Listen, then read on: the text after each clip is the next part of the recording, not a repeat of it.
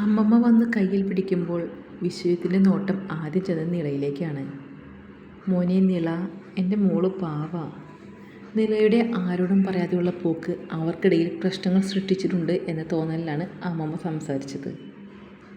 ഞാൻ അച്ഛനെയും അമ്മയെയും കൂട്ടി വരാം. നിളയെ എനിക്ക് വിവാഹം ചെയ്തു തരുമോ? വിശ്വജിത്തിൻ്റെ ആ തുറന്ന ചോദിക്കലിൽ ജിത്തിനടക്കം എല്ലാവരും ഒന്ന് അമ്പരന്നു. അമ്മ ഇത് എന്തൊക്കെയാ പറയുന്നേ? അച്യുതൻ മുന്നോട്ട് വന്നു. അച്ഛാ, വിശ്വജിത്ത് നിള പഠിച്ചിരുന്ന കോളേജിലെ അധ്യാപകനാണ്. നിളയുടെ ഫ്രണ്ട് സേതിയുടെ അപ്പച്ചിയുടെ മോനാണ്. ഇവർക്ക് പരസ്പരം ഇഷ്ടമാണ്. നിള മുന്നേ തന്നെ എന്നോടും നീലിമയോടും പറഞ്ഞിട്ടുണ്ട്. അന്നു മുതലേ ഞങ്ങൾക്കിവനെ പരിചയമുണ്ട്. അച്ഛനൊന്ന് മൂളി. പെട്ടെന്ന് കുഞ്ഞിൻ്റെ ചിണുക്കം കേട്ട് എല്ലാവരുടെയും ശ്രദ്ധ അങ്ങോട്ട് തിരിഞ്ഞു. മോൻ വാ. അച്യുതൻ വിശ്വജിത്തിനെ കൂട്ടി പുറത്തേക്ക് ഇറങ്ങി. അവനെ കൂടുതൽ അറിയാനാണ് ആ പോക്കെന്ന് ജിതിന് മനസ്സിലായി. മൂത്രം ഒഴിച്ചല്ലോ, ഇനിയിപ്പോൾ വിശക്കും. നഴ്സിംഗ് റൂമിൽ പോയി ഒന്ന് അവരെ വിളിച്ചിട്ട് വാ മോനെ. അമ്മമ്മ കുഞ്ഞിനെ കയ്യിലെടുത്തുകൊണ്ട് പറഞ്ഞു. ജിതിന് നിലയും കൂടി പുറത്തേക്ക് ഇറങ്ങി. നനഞ്ഞ തുണി മാറ്റിയപ്പോൾ തന്നെ കുഞ്ഞിൻ്റെ കരച്ചിൽ നിന്നു. അമ്മമ്മ കുഞ്ഞിനെ നീലിമയുടെ അടുത്തേക്ക് കൊണ്ട് കിടത്തി. നീലിമ കൊതിയോടെ ആ കുഞ്ഞു ശരീരം ഒരു കൈകൊണ്ട് ചേർത്ത് പിടിച്ചു. അവളുടെ കണ്ണൊക്കെ നിറഞ്ഞു വന്നു. വിഷമിക്കേണ്ട മോളെ, ചിലർക്ക് 2 ദിവസം പിടിക്കും പാലൊക്കെ ആവാൻ. അതോർത്ത് സങ്കടം വേണ്ട.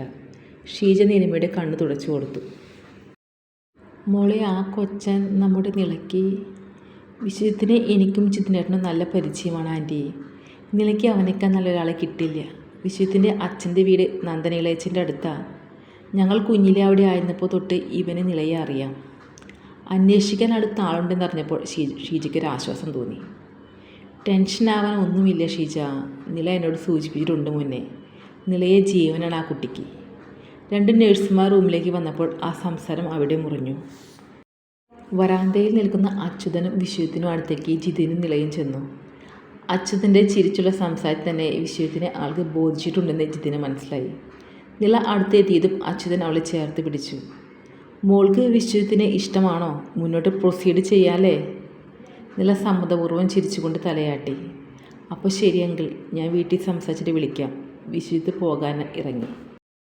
പാർക്കിംഗ് വരെ അവനൊപ്പം ജിതിനും നിളയും ചെന്നു. നീ ഇനി നെക്സ്റ്റ് വീക്കല്ലേ വീട്ടിൽ പോകൂ?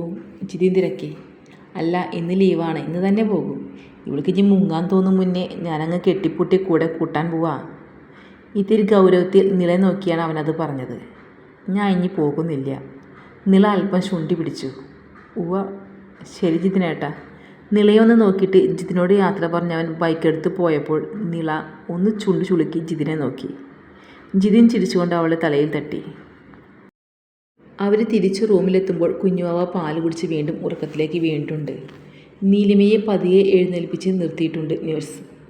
സഹിക്കാനാവുന്നതിൽ അപ്പുറം വേദന പോലെ അവൾ ചുണ്ടുള്ളിലേക്ക് കടിച്ചു പിടിച്ചിട്ടുണ്ട്. ജിതിൻ വേഗം ചെന്ന് ഒരു കൈകൊണ്ട് അവളെ താങ്ങി.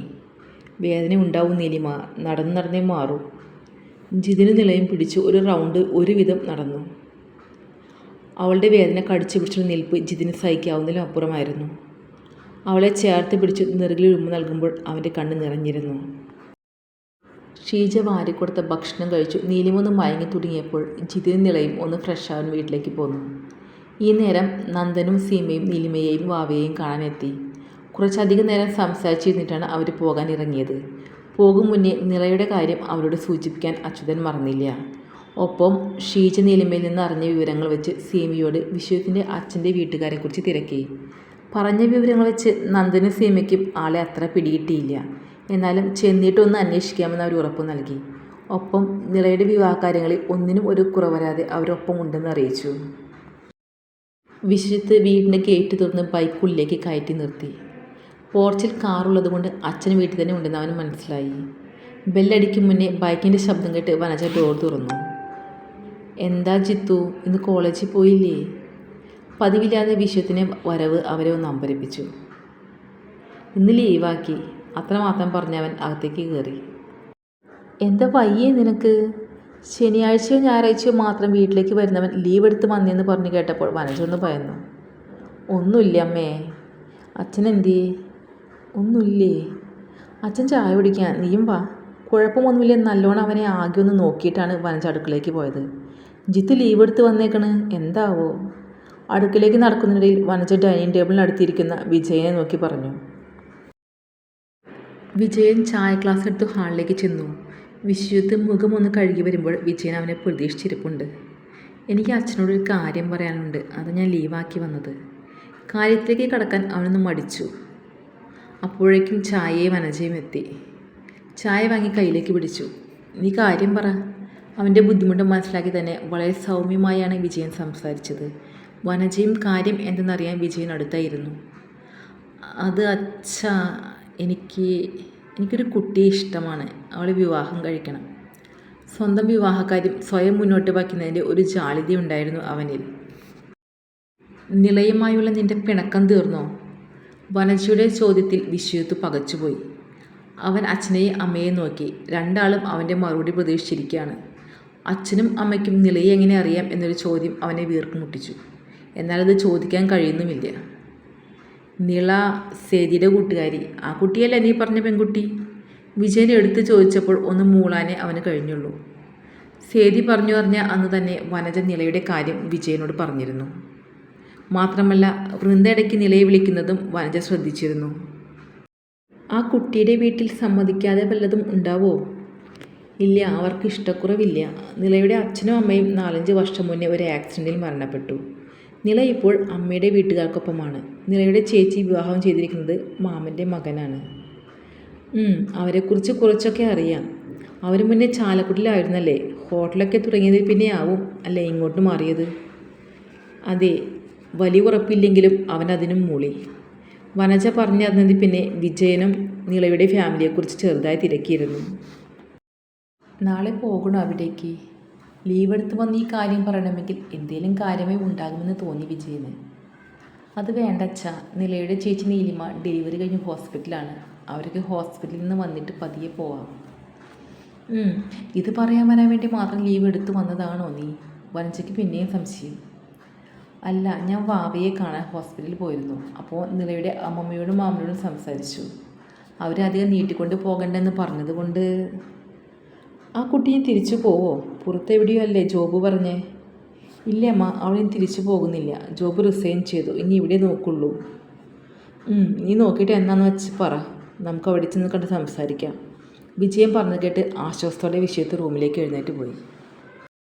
വൃന്ദ കോളേജിൽ നിന്ന് വന്നപ്പോൾ വനജ അവളോട് നില ആരാണെന്ന് ചുമ്മാ തിരക്കി. അത് അമ്മയുടെ മോൻ്റെ ലൈനാണ്. വൃന്ദ കുസൃതിയും കാര്യം ഒരുപോലെ കലർത്തി. വനജ വൃന്ദയോട് വൈകിട്ട് വിശ്വജിത്ത് സംസാരിച്ചതൊക്കെ പറഞ്ഞു. വൃന്ദ സന്തോഷം കൊണ്ട് തുള്ളിച്ചാടി. റൂമിലേക്ക് ഓടിച്ചെന്ന് ബെഡിലിരുന്ന വിശ്വജിത്തിന് ഒരു ഉമ്മ കൊടുത്ത് അവളുടെ സന്തോഷത്തിന്. അവൾ ആ സന്തോഷം അങ്ങനെ ഈ സേതിയിലേക്ക് പകർന്നു. സേതി അത് നിലയിലേക്കും. വിശ്വജിത്തിൻ്റെ വീട്ടിൽ ആർക്കും ഇഷ്ടക്കുറവില്ലെന്നത് നിലയ്ക്ക് സന്തോഷവും സമാധാനവുമായിരുന്നു. 8 ദിവസമെടുത്തു നീലിമയെ ഹോസ്പിറ്റലിൽ നിന്ന് ഡിസ്ചാർജ് ചെയ്യാൻ. കുഞ്ഞ് നല്ല ഉഷാറായിരുന്നു. നീലിമയ്ക്ക് വേദനയും ബുദ്ധിമുട്ടും ആയതിനാലാണ് ഡിസ്ചാർജ് വൈകിയത്. പാലിറങ്ങി തുടങ്ങിയതോടെ പനി കൂടി വന്നു അവൾക്ക്. അതോടെ പെട്ടെന്ന് ഡിസ്ചാർജ് വേണ്ട, നീലിമ ഓക്കെ ആവട്ടെ എന്ന് ജിതിൻ പറഞ്ഞു. വീട്ടിലെത്തിയിട്ട് 4-5 ദിവസം കുഞ്ഞിച്ചക്കൻ എല്ലാവരെയും വരച്ചു. രാത്രി ഉറങ്ങാതെ കരച്ചിലും ബഹളവുമായിരുന്നു. പകലൊക്കെ ആൾ പാല് കുടിച്ച് സുഖമായി ഉറങ്ങും, രാത്രി എഴുന്നേറ്റ് കരച്ചിലും. ആരെങ്കിലും എടുത്തുകൊണ്ട് നടന്നാൽ കരച്ചിലിനൊരു കുറവുണ്ട്. 4-5 ദിവസം കൊണ്ട് എല്ലാവരും ആ ശീലത്തിലേക്ക് വന്നു. രാത്രി നീലിമയെയും അമ്മമ്മയെയും ഷീജയും അധികം ഉറക്കങ്ങളെ സമ്മതിക്കാതെ നിളയും ജിതിനും അച്യുതനും കുഞ്ഞിനെ മാറി മാറി എടുത്തുകൊണ്ട് നടന്നു.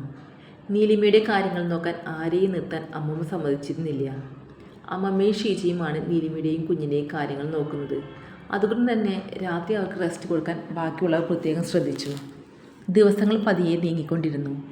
സേതിയുടെ കല്യാണ തിരക്കുകൾ തുടങ്ങി.